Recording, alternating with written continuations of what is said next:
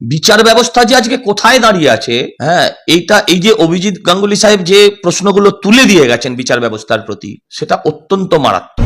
যার বিরুদ্ধে তিনি এই অভিযোগগুলো আনলেন, তিনি কিন্তু এখনো আশ্চর্যজনকভাবে নীরব। এখন তিনি বিচারপতি হিসেবে নীরব। তিনি বিচারের মাধ্যমে এ কথা বলবেন কি বলবেন না সেটা আমরা জানি না, কিন্তু যে প্রশ্নটা জনমানসে বিচারপতি তুলে দিয়েছেন সেইটার ক্ল্যারিফিকেশন আমরা কিন্তু যার বিরুদ্ধে উঠেছে তার থেকে এক্সপেক্ট করি।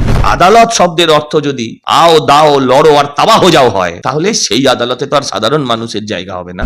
আইন আইনের পথে চলে, সেখানে কে রাজনীতিবিদ, কে পলিটিশিয়ান, কে পুলিশ, কে বুদ্ধিজীবী, কে জনপ্রিয় তারকা, ডাজেন্ট ম্যাটার। আইন সকলের জন্য এবং সকলের জন্য সমান, এটা বোধহয় সেই বিচারপতি যদি বলে থাকেন তাহলে উনি দেখুন, প্রথম কথা হচ্ছে এটা মারাত্মক না, এটা ভয়ঙ্কর। বিচার ব্যবস্থা যে আজকে কোথায় দাঁড়িয়ে আছে, হ্যাঁ, এই যে অভিজিৎ গাঙ্গুলি সাহেব